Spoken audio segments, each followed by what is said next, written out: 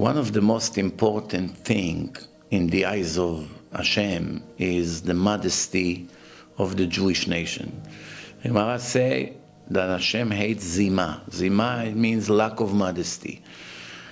One of the reasons that we have a lot of problems, unfortunately, with our enemies, and the enemies succeed in their plans and malicious plans against us, is that our streets are not holy according to the requirements of the Torah. As it's written in the Torah, "Vaya machanecha kadosh." You have to make sure the community is all holy, because Hashem said that He wants to walk among us and protect us.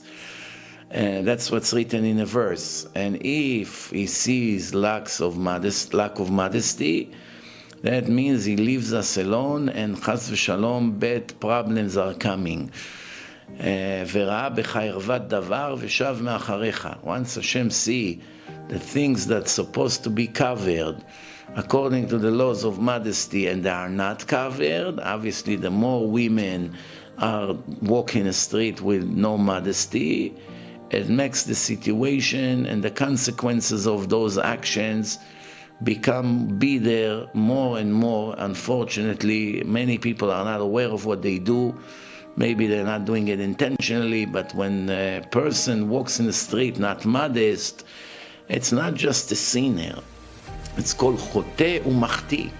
It makes other people commit a sin by looking at her, and she's not dressed properly, and other people look and enjoy from her look, and they're not married to her. They're not permitted to look at her. That creates a lot of problems, and the Jewish nation entirely are all suffering. The Tanakh in Tehillim has a very serious warning. It says that en peretz, right? There's no pritzut, and women do not go out to the street with not modest clothes. En tzvacha birchovotenu. That's what's written. That's why no one scream in our communities, meaning no one have tragedies, no one cry, no one mourn. There is no bad things happening as results of the modesty of the lady. The Gemara asks a question. In the old days, people used to live in the shape of a chet, like a U. And then they have one side open to the public territory, and everyone live in a neighborhood, and they have the front yard. So the Gemara said, is a Jewish woman permitted to dig a hole, put some cement there, bring water from the lake or whatever, fill it up, and actually turn it into a laundry machine? She does laundry with the water in this hole in the middle of the neighborhood without getting permission from the rest of the neighbors. Or maybe it's stealing, it's gezel. You do something in a territory belongs to all the neighbors without get their permission. It's a violation of the laws of the Torah. So that's the question. And the answer is she's allowed to do such thing. Then the Gemara asks, how can it be? You need permission from the other neighbors. Right? If you want to open a business there, are you permitted? You're not allowed. You need permission from every neighbor to agree. How come over here she's allowed to do laundry in the neighborhood, even though it may disturb the neighbors, that there's all of a sudden a hole full of water? And the answer is that the Gemara say, what is the alternative? Can you even imagine a scenario that a Jewish girl would go to the lake when all kinds of people pass by, non-Jews, and they may look at her bend down to do laundry by the water, and other men would look at her while she's doing the laundry? A Bat Israel, a holy daughter of Hashem, will turn to someone that other men walks by and look at her and have all kinds of thoughts about her?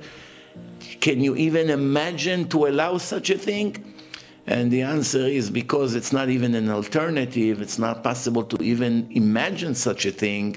That's why she's permitted, and there's no stealing from the neighbors here. And there's many, many examples like this throughout the Torah. And I will finish with one conclusion. The Gemara in Masechet Sotah, in the first page, the Gemara says, מזווגים לו לאדם זיווג לפי מעשיו. A person is receiving his soulmate based on his own behavior and actions. If he's righteous, it's good. If it's not righteous, it's not good. But the Gemara use a very, very specific language. The Gemara say, פרוצה לרשע, צנועה לצדיק. The Gemara, when it talks about a man, the Gemara define a good man as righteous, tzaddik, and a bad man as wicked, rasha.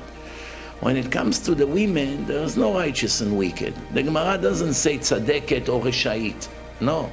The Gemara say prutza, meaning not modest woman, or tznuah, or modest. Modest or not modest. That's it. That's the definition by the women.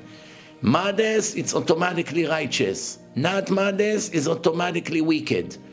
There is nothing else to discuss. From here we learn that the most important thing in the life of a Jewish woman is her modesty.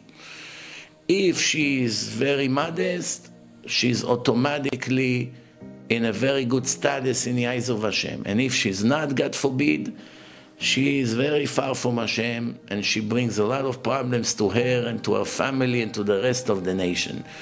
I know that some of these things doesn't sound so pleasant to the people's ears, but the truth must be told. We have to say the truth. We're not allowed to modify the Torah. This is what God wrote in the Torah, and this is what every Jewish woman and every Jewish man must know. Because if we go in a wrong direction, later on we have to deal with horrible consequences and pay a very severe price. And unfortunately we are now in the middle of one of these horrible situations right now. We must become serious, more righteous, more devoted, and closer to Hashem. Thank you.